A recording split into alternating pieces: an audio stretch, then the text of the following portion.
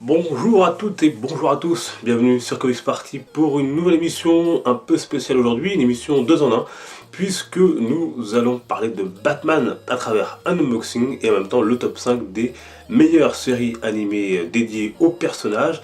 On va voir ça dans quelques instants. Avant, je voudrais comme remercier Théo. Vous avez vu peut-être qu'il y a deux nouvelles figurines pop dans le décor. Batman de Terre 1 et Deathstroke de la série Euro qui m'ont été envoyés par Théo.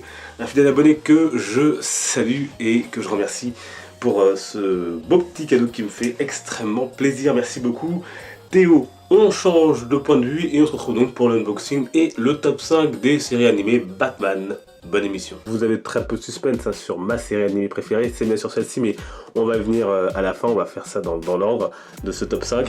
Donc c'est une figurine qui est encore Kotobukiya, comme beaucoup de figurines que je vous présente sur la chaîne, et donc qui est tirée, comme vous le voyez, de la série animée. On reconnaît les décors derrière, on reconnaît le Batman, on reconnaît son costume, etc. avec le Bat logo sur fond jaune. Avant de démarrer le top 5, on va quand même ouvrir la boîte et voir le contenu. Alors, ce qui est intéressant dans cette figurine, c'est que c'est une figurine à monter, donc on va pouvoir la monter ensemble. Vous allez voir, il y a des choses assez intéressantes. Donc, comme vous voyez sur les notices, il y a ici plusieurs masques, plusieurs visages qui vont s'accorder avec les masques, plusieurs armes également. Vous avez ici le bat-grappin, le bat-harang et ici le poing de Batman. On va sortir ça de la boîte maintenant.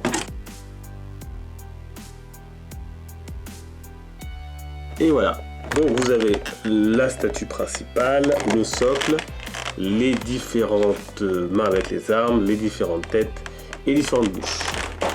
Alors c'est ouvert, on retire donc ici les différents bras, le socle, donc c'est le logo sur fond jaune, bien sûr comme dans la série animée. Le buste, enfin le corps avec ici, donc vous le voyez, le costume gris. On est parti pendant ce temps-là sur le top 5 des séries animées Batman. Et on va tout de suite commencer avec la numéro 5. La série numéro 5, c'est Batman, l'Alliance des héros, qui a été diffusée, en tout cas qui a été créée en 2008 et qui est diffusée donc de 2008 à 2011. Et qui compte tout de même 65 épisodes. Alors dans cette série animée, si vous la connaissez pas, on retrouvait le Batman de l'âge d'argent, du Silver Age, donc Batman qui ressemble beaucoup plus au Batman des séries des années 60. Donc on est sur un ton beaucoup plus burlesque, beaucoup plus fun. Et donc c'est une adaptation du crossover des années 60, The Brave and the Bold. Pendant ce temps-là, on découvre les différents visages. Alors là, il est pas content. Là, c'est un air un peu plus mystérieux, on va dire. C'est entre le pas content et le classique. On va pour l'instant passer par le classique. En numéro 4, je vais mettre Prenez garde à Batman. Alors c'est une série qui a été diffusée chez nous en France l'année dernière, notamment sur France 4, le soir à 20h, le dimanche il me semble. Alors c'est une série pour laquelle j'avais beaucoup de mal à débuter. En fait, je voyais des bandes annonces et tout, mais l'animation ne me plaisait pas, ça faisait beaucoup trop numérisé à mon goût. Donc là on a différentes bouches, et effectivement c'était vraiment trop numérisé à mon goût. Mais le scénario, en tout cas, lui était vraiment pas mal.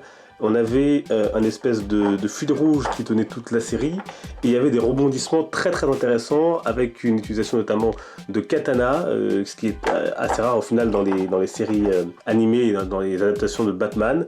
Donc là ce sont les différentes bouches. Donc c'est pour son scénario, alors pas pour le dessin, vraiment j'ai vraiment beaucoup de mal avec l'animation, on peut même pas parler de dessin à ce niveau. Alors donc j'ai choisi cette tête là pour l'instant, la A, et on va lui mettre, cette bouche là qui est assez expressive. Et ça s'embrique très bien, regardez, la tête, elle est là. Et on va la mettre sur le corps. Voilà ce que ça donne avec la tête sur le corps de Batman. En numéro 3, Batman Beyond, ou Batman la relève en français. Là vous avez le DVD de la saison 1 de cette série qui prend le pari de la suite de Bruce Wayne, qui est donc vieillissant, et c'est Terry McGinnis qui prend sa suite. Adolescent un petit peu difficile entre guillemets, et c'est lui qui va prendre la suite de Bruce Wayne. Franchement, ça fait partie des séries où je me disais au départ, toucher au mythe de Batman, toucher au mythe de Bruce Wayne, c'est compliqué. Et Terry McGinnis, vraiment, il est intéressant. Et ça a donné une série qui est plutôt pas mal. Alors, il y a du bon ou du moins bon, mais au final, j'ai vraiment été agréablement surpris parce que je m'attendais à pas du tout accrocher parce que c'était pas Bruce Wayne. Et en fait, même si Terry McGinnis est très loin d'avoir la complexité et le relief de Bruce Wayne, ça reste quand même assez intéressant. Alors cette série date de 99, de 99 à 2001, et il y a eu quand même 52 épisodes. Il nous reste à lui choisir son bras et son arme à Batman, et on va passer directement au numéro 2 de ce top 5. Une série récente que vous connaissez sans doute, qui passait également sur France 4, il s'agit de The Batman. Donc The Batman, c'était diffusé de 2004 à 2008, la première diffusion, 65 épisodes tout de même. C'était une série intéressante, il y avait encore une fois là de bons scénarios, il y a vraiment des histoires vraiment très intéressantes, c'était pas aussi profond que Batman la série animée. Et ce qui me dérangeait le plus dans cette série, encore une fois, ce sont les dessins. Ils ont revisité notamment les méchants de l'univers de Batman. Joker par exemple, j'ai vraiment beaucoup de mal, même si je trouve qu'il fonctionne ce Joker dans son jeu et dans ce qu'il apporte. Au niveau design, j'ai vraiment trouvé qu'il était pas top. Moi, c'est pas vraiment le Joker que j'aime et que j'aime à voir représenté. Et d'autres méchants et d'autres personnages de l'univers de la série et de Batman en tout cas, qui à mon goût étaient vraiment pas super top quoi. Donc je le mets en numéro 2 parce qu'elle est bien faite, parce qu'il y a de bonnes histoires, mais au niveau des dessins et des designs des personnages, c'était vraiment pas ça.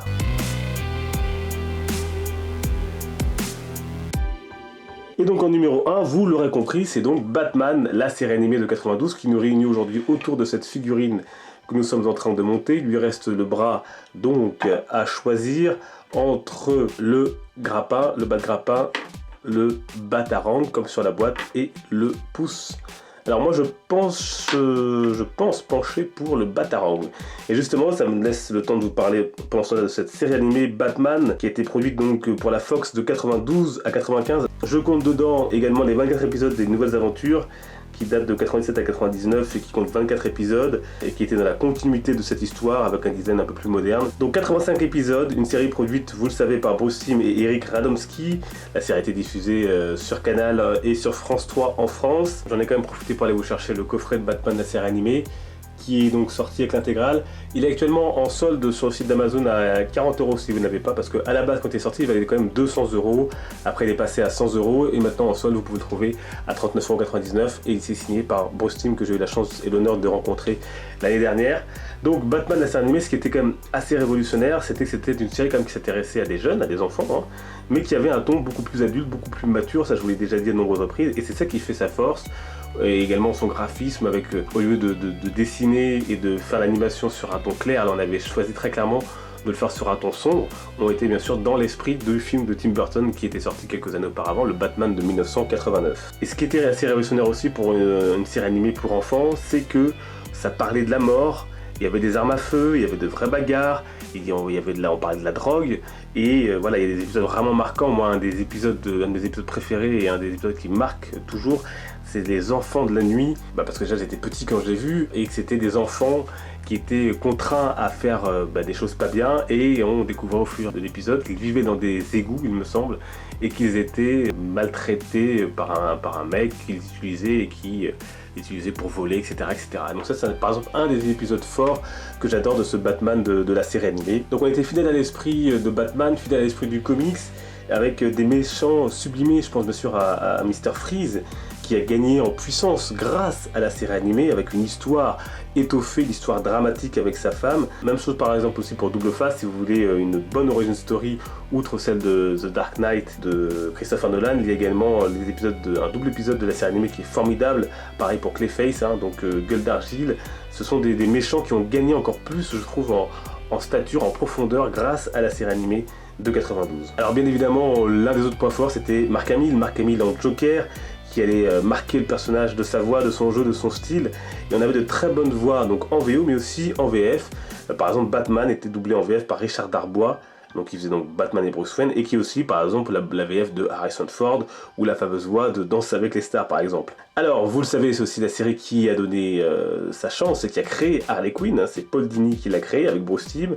Et en fait, il s'était inspiré d'un soap américain qui passe également à la télévision française, sur la 2, je crois, Des jours et des vies. En fait, c'était une des actrices à un moment qui s'appelle donc Harlan Sorkin, qui à un moment faisait un rêve et elle apparaissait dans ce rêve en harlequin. Et c'est cette image qui lui est restée et qui lui a fait créer Harley Quinn. Et c'est d'ailleurs Harlan Sorkin qui doublera ensuite Harley Quinn dans la série animée. Vous avez également 3 films issus de la série animée, vraiment qui sont absolument incroyables. Mask of the Phantasm en 1993, Batman and Mr. Freeze, donc Sub-Zero en 98, et un plus récent qui est pas mal du tout non plus, qui est la mystérieuse Batwoman et qui date de 2003.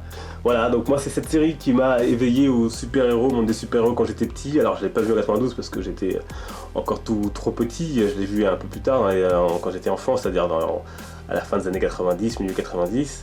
Et c'est cette série qui m'a donné cet amour pour les super-héros, pour les comics. Après il y a eu Spider-Man en 94. Donc le premier c'était Batman, et ensuite ça a été Spider-Man, et ensuite ça a été d'autres super-héros, Superman, etc., etc. Allez, pour terminer, on va lui mettre son bras. Donc j'ai dit qu'on mettait le Batarang. Alors je vais pas essayer toutes les combinaisons de visage, hein, mais voilà, avec son Batarang, le voilà. Et vraiment, on a l'impression de retrouver le Batman de la série animée. C'est quand même assez fou, assez incroyable, j'en suis très content. Donc ça coûte 49 € cette pièce, je l'ai commandée sur Figurine Mania.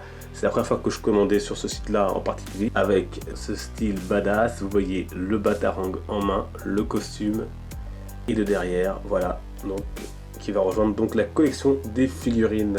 Voilà, et puis au passage, j'ai aussi reçu la figurine de Shazam en Kotobukiya, qui va rejoindre donc le reste de la Justice League. Et voilà donc pour ce top 5 des séries animées Batman, j'espère que ça vous aura intéressé. D'ailleurs, dites-moi, est-ce que vous êtes d'accord avec ce top? Quelles sont vos séries Batman préférées, vous? N'hésitez pas à me les mettre dans les commentaires. On se retrouve dimanche, nous, pour une prochaine vidéo. D'ici là, portez-vous bien. On se retrouve sur les réseaux sociaux, Facebook, Twitter, Instagram, pour échanger, discuter, partager. Encore une fois, les comics sont une fête. À très bientôt, ciao.